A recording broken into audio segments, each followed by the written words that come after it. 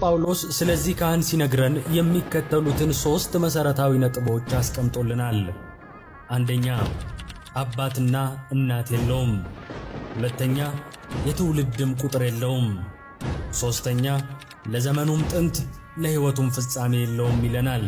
የዛሬው ባለ ታሪካችን የሰላም ንጉሥ፣ የዘላለም ካህን፣ ከአብርሃም ጋር የተጨዋወተ አስራትም የተቀበለ ለአብርሃምም የሚበላውንና የሚጠጣውን ያቀረበ ነው። ተደጋግሞ የሚነሳውና አንዳንዶች እንደ እንግዳ ተቀባይ ካህን፣ ሌሎች ደግሞ እንደ መንፈሳዊ ፈላስፋና አለፍ ሲልም ከስነ ፈለክና ከኮከብ ቆጠራ ጋር አያይዘው የሚያነሱትን ሰው ነው ወይስ ሰው አይደለም የሚል ክርክሮች ለዘመናት የሚሽከረከሩበትን የኦሪት ዘፍጥረቱን ክስተት የዕብራውያን መልእክትን ሰፊ ርዕስ መልከ ጼዴቅን እንመለከታለን።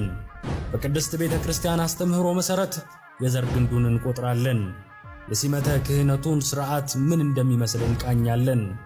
የብሕትውና ሕይወቱ፣ ዕብራውያን ስለ እርሱ ያላቸውን አመለካከት ቅዱስ ጳውሎስ ለምን በመልእክቱ እንደጠቀሰው እንመረምራለን። አሁን መልከ ጼዴቅ ሰው ነው ወይስ አይደለም የሚለውን ጥያቄ እንመልሳለን። አብራችሁን እስከ መጨረሻው ብትቆዩ በነፍስ ታተርፋላችሁ። ይህን ዝግጅት ወደ እናንተ ለማድረስ መርጌታ ኃየሎም በርሄ አዘጋጅተው ዲያቆን ብርሃኑ አድማስ አርትዖት የሠራለትን ሁለቱ ኪዳናት መጽሐፍ ተጠቅመናል። አብራችሁን ቆዩ። ሰውነንና በምድር ስንኖር ፈተና ይገጥመናል። አንዳንዱን የፈተና ወጀብ በቀላሉ ስንሻገር፣ ሌላው ግን የሚያልፍ እስከሚመስለን ድረስ አስጨናቂ ይሆናል። ይህኔ የተዋህዶ ልጆች ነንና በጸሎት መበርታት፣ ለታቦታት መሳል፣ ሱባኤ መያዝ ግድ ይለናል። የቅዱስ እግዚአብሔር ምላሽም ቅርብ ይሆናል። የተሰማልንን ጸሎት፣ የሰመረልንን ስዕለት፣ የተቆጠረልንን ሱባኤ ትርጉሙ ምን እንደሆነ የሚገባን ያሳለፍነውን የጭንቅ ቀን ዞር ብለን ስናስተውለው ነው። ከእያንዳንዱ ስዕለት ጀርባ ብዙ አስተማሪ የጭንቅ ቀናት አልፈዋል። እርሶስ ለየትኛው ታቦት ተሳሉ? የትኛውን ቅዱስ በጸሎት ተማጸኑ? እነዚያን የጭንቅ ቀናት እንዴት ባለ ተአምር አለፉ? የተዋለሎትን ውለታ፣ የተደረገሎትን ምሕረት ይመስክሩ። ለእኔ የደረሰ ለእናንተም ይድረስ ይበሉ። መልከ ጼዴቅ ማን ነው?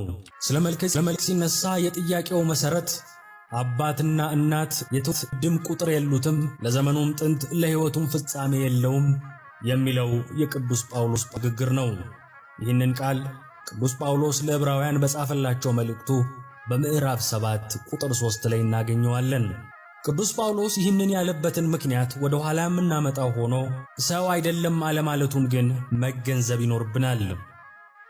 የሰላም ንጉሥ፣ የዘላለም ካህን የተባለ ከአብርሃም ጋር የተጨዋወተና ከአብርሃምም አስራት የተቀበለ ለአብርሃምም የሚበላውን የሚጠጣውን ያቀረበ ሰው ነውና ሰው አይደለም የሚል ማስረጃ ማቅረብ የሚቻለው የለም።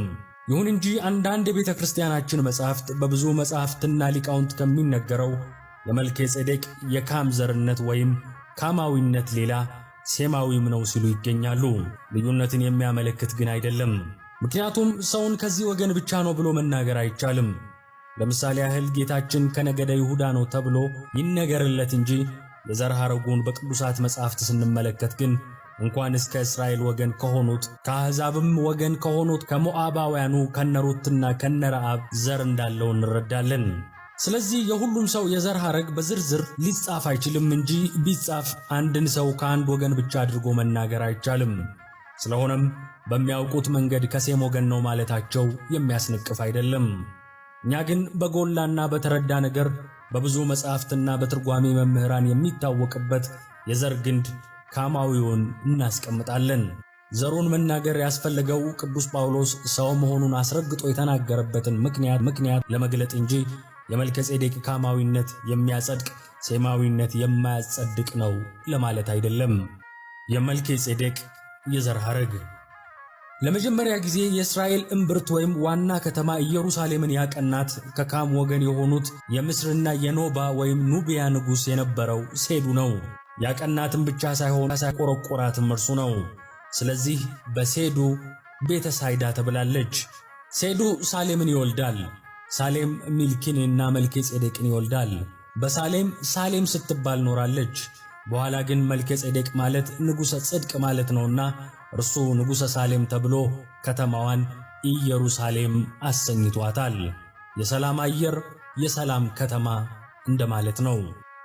አብርሃምን እግዚአብሔር ወደዚች ከጠራው በኋላና አብርሃም 5ቱ ነገሥተ ኮሎዶጎሞርን ድል ነስቶ በተመለሰ ጊዜ የእግዚአብሔር የማዳን ሥራ በዘመኑ የሚፈጸም መሆኑንና አለመሆኑን ለማወቅ ፈቅዶ እግዚአብሔርን ጠይቆ ነበር። እግዚአብሔር ግን ምሳሌውን መልከ ጼዴቅን ከተሰወረበት ቦታ ሄዶ እንዲመለከት ፈቀደለት። አስቀድሞ ለኖህ ለልጁ ለሴምም ከካምም ወገን የተለየ የተባረከ ልጅ እንደሚወለድና አጽመ አዳምን ይጠብቅ ዘንድ ያለው መሆኑን ነግሮት ስለነበር ሴም በታዘዘው መሠረት ከመርከብ አውጥቶ ሲያስጠብቀው ይኖር ነበርና፣ በዚህ ጊዜ ግን ተገለጠ፣ ሕዝቡንም ሁሉ ዳኘ።